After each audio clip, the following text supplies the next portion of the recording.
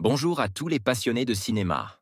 Je suis enchanté de vous retrouver sur ma chaîne Cinémadicte, où je vous propose les meilleures infos sur les nouveautés cinématographiques et les films déjà sortis. N'hésitez pas à vous abonner pour ne rien manquer des contenus captivants à venir. Bonjour à Allons-y. tous, c'est Stark. Dans cette vidéo, je vais vous présenter ma critique du film Suicide Squad. Je vais analyser les personnages, la direction artistique et la bande-son, tout en partageant mes impressions sur l'intrigue et le ton du film. Est-ce que ce long-métrage mérite vraiment son statut culte ou est-ce qu'il souffre de défauts majeurs? Restez avec moi pour découvrir mon avis détaillé et mes réflexions sur ce film controverse. C'est parti. C'est mon métier de faire que les gens aillent contre leur intérêt. Viola Davis, Suicide Squad, de David Ayer, 2016, DC Comics poursuit l'expansion de son univers cinématographique malgré les critiques assassines de la presse et du public. Suicide Squad se présente comme le film de vilains ultimes et semblait à travers ses bandes annonces, plein de promesses à l'instar d'un certain Batman v Superman. Qu'est-ce que donne alors un film composé uniquement de bad guys? Ça donne plusieurs choses, bonnes et moins bonnes. Premièrement, s'il y a bien une qualité que l'on peut reconnaître au film, c'est son ambition, ce dernier n'a pas peur d'être vulgaire. Par exemple, et c'est un plus, le désir de vouloir présenter quelque chose de non aseptisé et à la violence plus frontale se sent beaucoup.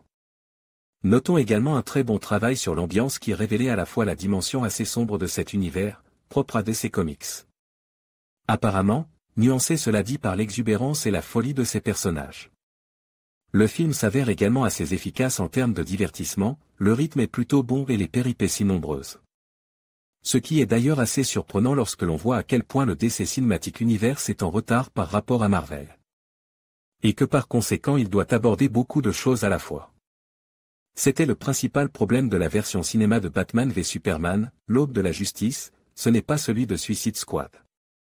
Car ce dernier, lui, fait le choix de rester assez minimaliste dans son écriture. On sent clairement qu'il ne s'agit pas d'un film qui a pour mission de mettre en place un univers. Évidemment, il est difficile de revenir sur les points positifs du film sans parler de Margot Robbie sous les traits de la fameuse Harley Quinn. Cette dernière est formidable et campe parfaitement le personnage, lui conférant sa noirceur, sa folie et son ironie si caractéristiques. Will Smith est quant à lui étonnant dans la peau de Ditcho à qui il insuffle beaucoup de prestance, je précise d'ailleurs que je ne suis absolument pas fan de l'acteur, j'ai même plutôt tendance à fuir ses films. Bonne surprise donc. Mais évidemment, comme tout n'est jamais rose chez Warner, Suicide Squad a aussi des défauts.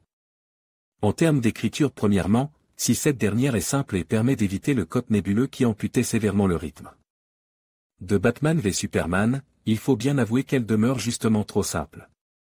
Le scénario est en roue libre et n'offre rien de plus qu'un prétexte à réunir ces personnages. Ces derniers sont courses et il est appréciable de les retrouver tous ensemble, mais cela ne suffit pas pour faire un film et suicide. Squad se révélait finalement aussi divertissant que creux, usant trop souvent des facilités d'écriture pour amener les péripéties. Notons aussi que Cara Delevingne s'avère être une piètre enchanteresse qui confère au dernier instant du film une dimension kitsch vraiment malvenue.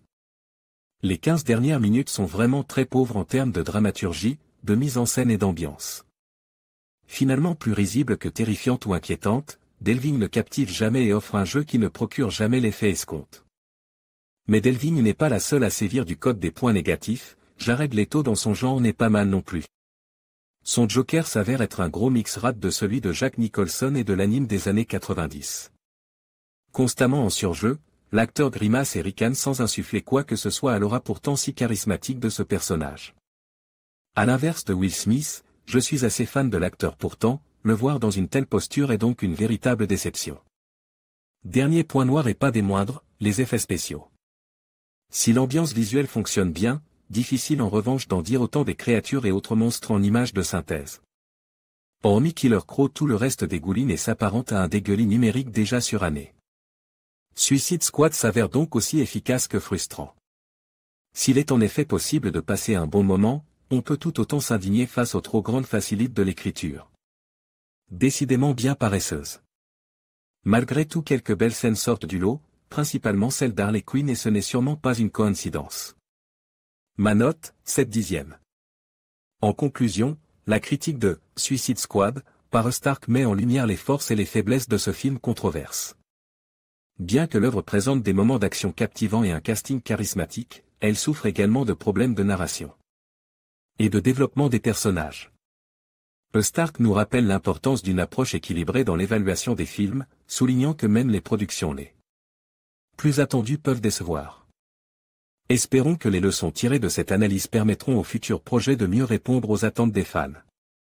Merci de nous avoir suivis et à bientôt pour de nouvelles critiques.